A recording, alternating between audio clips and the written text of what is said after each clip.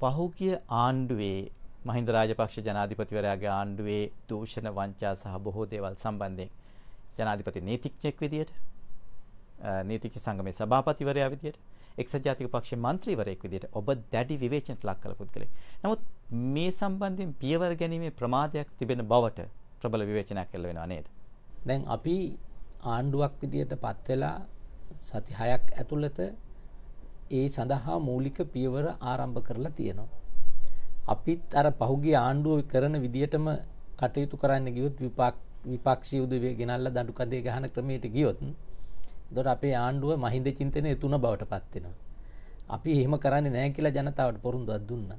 අපි කිව්වේ රටේ පවතින ආණ්ඩු ක්‍රම ව්‍යවස්ථාවට සහ නීතියට අනුකූලව නිසි ක්‍රමවේදය අනුගමනය කරලා තමයි කරන්නේ. එතකොට එහෙම නැතුව කරොත් එම අපි පරිගැනීමේ ස්වරූපයෙන් තමයි ඒක කරන්න සිද්ධ වෙන්නේ. අපි ක්‍රමවේදයට අනුගත වෙන්න කැමති නැහැ. මේ අතරින් කියන්නේ බලාගෙන ගියාම බොහෝ පරීක්ෂණ පැවැත්විය යුතුව තිබෙනවා. කියන්නේ අතලොස්සක් නෙමෙයි. මේ අතරින් ප්‍රමුඛත්වය ලැබෙන්නේ මොකටද ආණ්ඩුවේ? විශේෂයෙන්ම අපි කියන්නේ මෙගා ඩීල්ස් කියලා තියෙන්නේ පහුගිය කාලේ වෙච්ච ලොකු විශාල ගනුදෙනු එකකටවත් ටෙන්ඩර් ක්‍රියාපටිපාටියක් තිබුණේ නැහැ. විනිවිද භාවයක් තිබුණේ නැහැ. එක්කම සමහර කුඩු මාෆියාවට අදාළ දේශපාලඥයෝ ඉන්නවා. ඒ වගේම මිනිමැරුම් නඩු තියෙනවා. ಭಾರತ ලක්ෂ්මන් ඝාතනය, ලසන්ත වික්‍රමතුංග ඝාතනය වගේ ඉක්නැලිගොඩ අතුරුදහන් කිරීම ඒ වගේ හුඟක් කරුණු වලට අපි ප්‍රමුඛත්වය දීලා පරීක්ෂණ පවත්වලා නීතිය ක්‍රියාත්මක කරන්න සූදානම්. ඒ කියන්නේ ලසන්ත වික්‍රමතුංග ඝාතනය ගැන අලුත් පරීක්ෂණයක් ආරම්භ කරනවා. ඒක අලුත්මද නැද්ද කියලා තාම අපි නිගමනයකට ඇවිල්ලා නැහැ. නමුත් විශේෂ අවධානයකින් යුතුව ප්‍රමුඛතා පදනම මත අපි පොලිසියට දැනුම් දීලා තියෙනවා මේ පරීක්ෂණ කටයුතු වහම ඉක්මන් කරලා ඉවර කරන්න කියලා. ඔබම සඳහන් කළ ප්‍රගීත් එක්නැලිගොඩ මාධ්‍යවේදී අතුරුදහන් ඒ පිළිබඳ අධිකරණ විමර්ශනයක් පවතිනවා. නමුත් කොහොම වුණත් සන්ධ්‍යා එක්නැලිගොඩ වගේ බිරිඳ වගේ කියන්නේ මේක කිසිම ප්‍රගතියක් නැහැ, මේවා ඇදී යනවා. ඒ පිළිබඳවත් විශේෂ අවධානයක් යොමු කරනවාද? ඒ පිළිබඳව ඇත්තටම දැනටමත් විශේෂ අවධානයක් යොමු කරලා පරීක්ෂණ කටයුතු වලට අපි අලුතෙන් නිලධාරීන් බොහෝ දීලා තියෙනවා. පත් කරගෙන මේ කටයුතු කෙරීගෙන යනවා. අපේ රටට අවශ්‍ය වෙලා තිබුණේ ක්‍රමවේදයවත් මේ පුජ්‍යලයවත් නිලධාරීන්වත් නෙවෙයි. අපේ රටේ තිබුණ ලොකුම ප්‍රශ්නේ තමයි අධිකරණයට පොලිසියට ඒව ස්වාධීනව කරන්න නිදහස තිබුණේ නැහැ. ප්‍රමාදයි කියලා වුණත් ලොකු විවේචනයක් එල්ල වෙනවා නේද?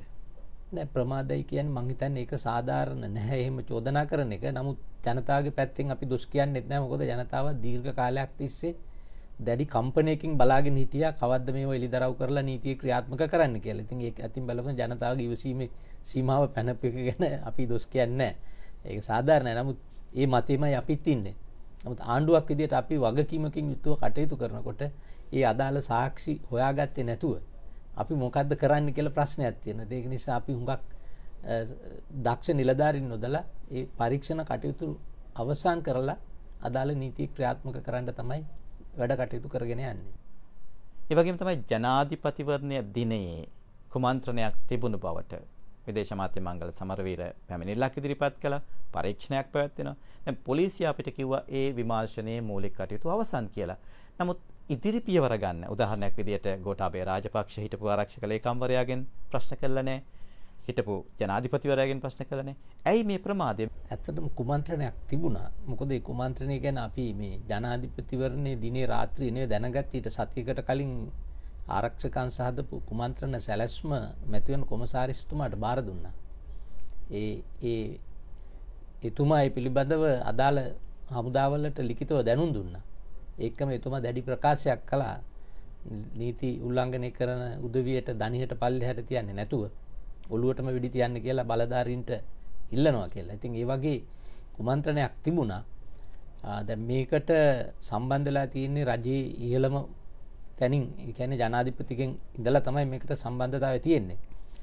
දැනට අපි මේ පිළිබඳව පොලිසියට සහ නීතිපති දෙපාර්තමේන්තුවට විශේෂයෙන්ම පොලිසිය මේක බරපතල කාරණයක් නිසා නීතිපතිතුමාගේ උපදෙස් අනුව පවත්වනු ලබන පරීක්ෂණයක්. ඒකේ කටයුතු කරගෙන යනවා. වර්තමානයේ වෙනකොට කොතෙක් දුරට ඒක කරලා තියනවද කියලා කියන්න මට තාම තොරතුරක් ලබා ගන්න බැරි වුණා.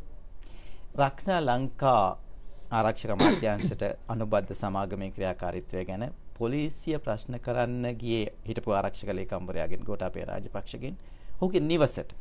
ඒ වගේම මම කලින් සඳහන් කර විදිහටම කුමන්ත්‍රණය සම්බන්ධයෙන්ොත් ගෝඨාභය රාජපක්ෂ හිටපු ආරක්ෂක ලේකම්වරයාගෙන් තවමත් ප්‍රශ්න කළා නැහැ.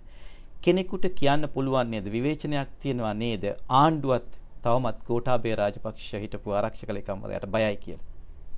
නෑ එහෙම බයක් නෑ. නමුත් පහුගිය කාලෙදී යුද්ධය පැවති කාලෙදී විශේෂයෙන්ම ජනාධිපතිතුමාටයි හිටපු ජනාධිපතිතුමාටයි හිටපු ආරක්ෂක ලේකම්ටයි ලොකු ජීවිත තර්ජන තිබුණා.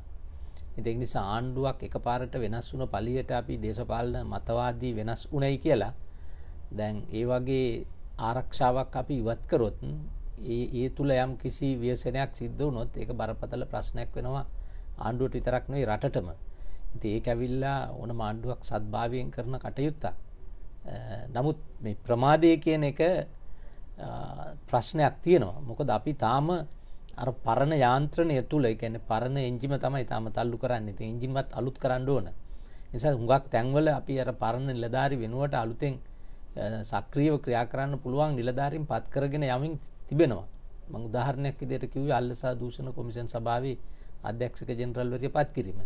දැන් සභාපතිතුමාට අල්ලස් හෝ දූෂණ විමර්ශන කොමිෂන් සභාවේ බරපතල චෝදනා එල්ල වෙලා තිබෙනවා.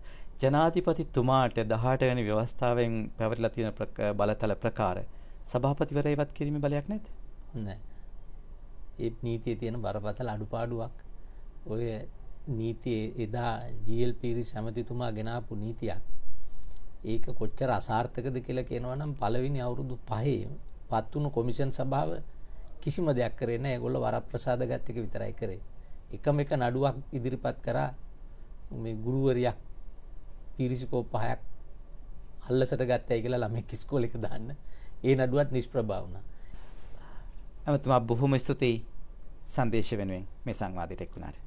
ඔබගේ සංදේශීය මාධ්‍ය ජාලයටත් අපි ශ්‍රී ලංකා වාසී සියලු දෙනා වෙනුවෙන් කෘතවේදීභාවය පළ කරනවා.